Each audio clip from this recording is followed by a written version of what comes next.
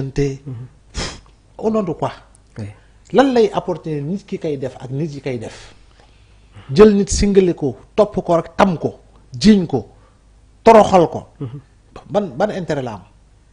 Je pense que nous devons être dans la guerre des arguments.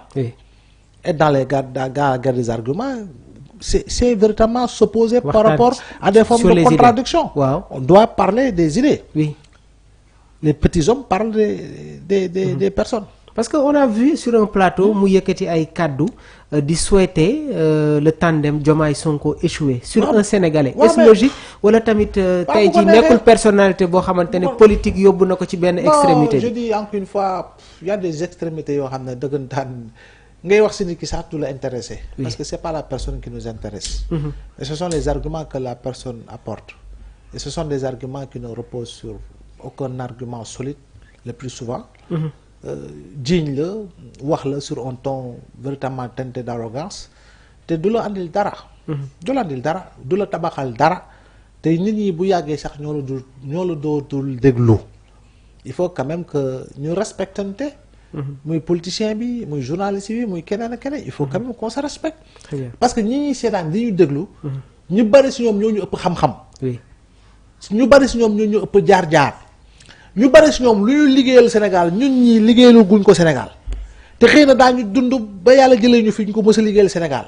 te ñoom liggéey nañ ko si en peu de temps liggéey nañu Sénégal loo xam ne yow 30 ans 40 ans d'exercice doo ko liggéeyal Sénégal. Il faut ñuy bàyyi xel ñooñu. il faut ñu bàyyi xel ni am na ñu toog seen kër par plaisir la ñuy déglu kii di seetaan kii di zappe kii di xool kële. te pourtant ak ñoo mënoon toog ci plateau te bu ñu waxee ñëpp boolonoo ne gongo. mais yow la yàlla nattu ñu lay invité wala yow la yàlla nattu ngay jàkkaarloo micro di wax ak Sénégalais mais joxal cër ñi lay déglu. Très bien. am déet. oui joxal cër ñi lay déglu. exactement xam ne weccoo la. weccoo gi dafa war a sell.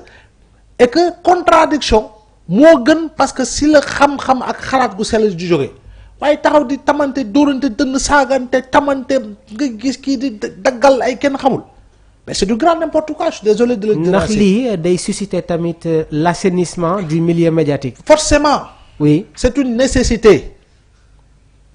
ay xale ñoo lay seetaan kër yi da ngay toog ci salle papa yaay ak seeni doom di seetaan ngay dégg ay ci plateau ñu lay wax ay du grand n'importe quoi. des informations bâties sur du mensonge. ak yoo xam ne ay yóbbante la moo fi am. et je pense qu'il faut assainir cela.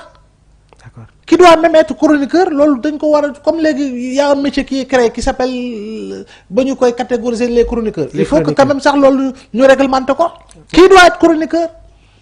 Encore que la chronique c'est un genre journalistique au même titre que l'éditorial au même titre que le commentaire au même titre que l'analyse au même titre que le compte rendu au même titre que le billet et cetera et cetera. am na yoo xam ne boo leen ne woon kay bindal ma chapeau mënuñu ko wax parce que xamuñu du chapeau.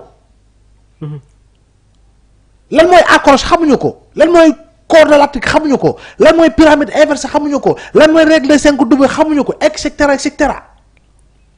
après léegi yow ñu ne jalax journalistes yi. ne leen cambay. ba pare jëlaay nit.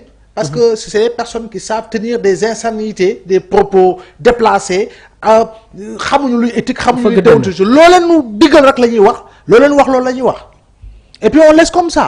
ben non. muy Dakar 221 bii boo fi maxu man boo fi àndoon chroniqueur boo xam ne da lay dagal mais c'est xawma kan moo yor loolu da ko war a tëj wala mu am lu mu teg ci taabal bi loo xam ne effectivement doon ñu ko defati mais nous on laisse faire. Donc day incomber la prise de responsabilité de tout un chacun. Bien sûr. Mais regarde ce qui se passe dans les autres télévisions de la sous-région. Va au Burkina. Oui. Va au Cameroun. Va en Côte d'Ivoire. Gars yi qualité bu ñu mën a am ci formation bi fii xëy na ñoom amuñu ko mais ñoom raw nañ ñu lu bari ñun nag ñuy toog na non nous parlons bien français nous avons de beaucoup nangam ñooñu raw nañ ñu lu bari. Chez eux tu ne verras même pas un quotidien qui coûte 100 francs. jaru ko. ma ne chez eux tu ne verras même pas un quotidien qui coûte 100 francs ñun fii quotidien 100 francs lay jarte jarul c'est problématique. Nous n'avons même pas de modèle économique. On n'a pas un modèle économique pour les entreprises de presse et principalement pour les entreprises de presse de manière générale. amul sax un modèle économique fiable. c'est un léegi ñu toog fii ñu di balballu di kiling-kilingi ñun tey jii nii burkinabé bi des fois dañuy dem Zoom parce que on intervient si benn télé bu nekk Cameroun wala benn télé bu nekk Côte d'Ivoire. On est 5 confrères kii dëkk bi kii dëkk bi kii dëkk bi. Eux tous m'interpellent. Chez vous on ne sait jamais ce qui se passe. Oui. Tout se fait en wolof. C'est problématique. Oui. Alors que ñun suñu wàllu bopp c'est vrai que dañuy wax ak sénégalais yi ñuy war a déglante di xamante lu ñuy waxante. Mais acceptons que parmi nous il y a également des intellectuels. Une communauté boo xam non il y a des intellectuels. Il y a des universitaires. Il y a des chercheurs. Il y a des élèves.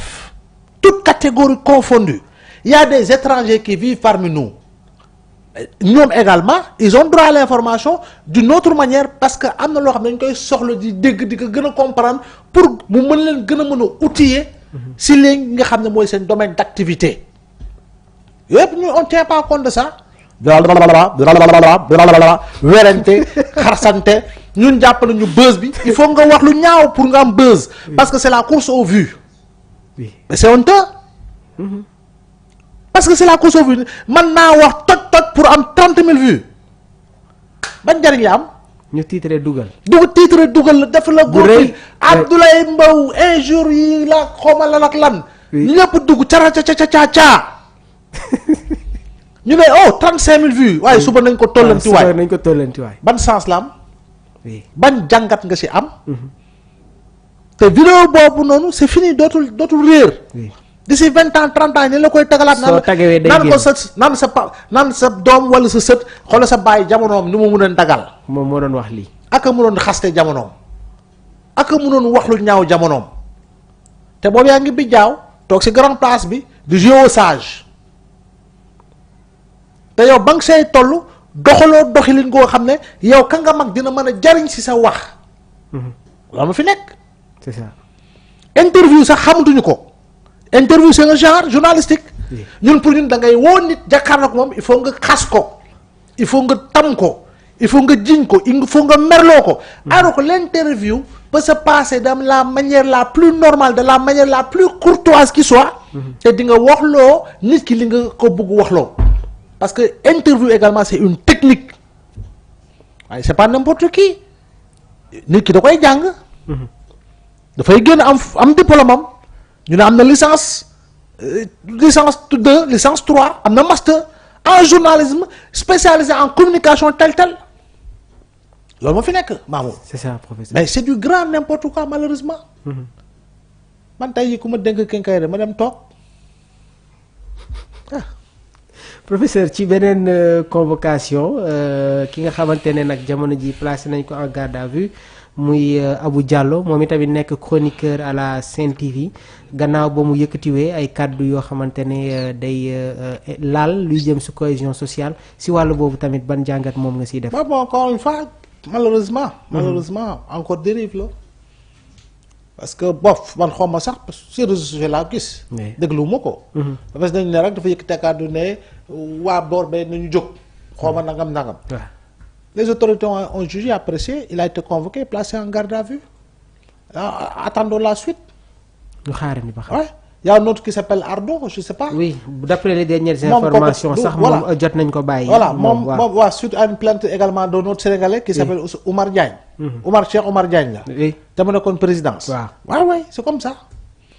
Bon, tam bu defee dérive ñu baal ko rek moom du yëfam. duñ la woo. déedéet bu ñu ma woowee tamit dama wuyu rek mais du yëfam. waaw ñu ngi ñaan yàlla may ñu bañ a di def accident wu làmmiñ. parce que kay wax mooy def tam accident làmmiñ waaye tamit nga bañ see dëkk. nga bañ see dëkk. am na ñoo xam ne defatuñu accident làmmiñ. ce sont des chauffards. des chauffards.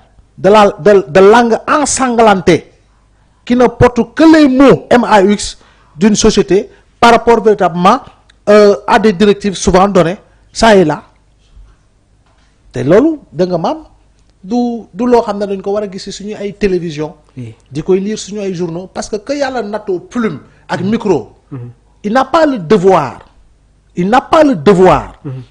de briser des carrières volontairement. Il n'a pas le devoir de briser, de disloquer des familles volontairement.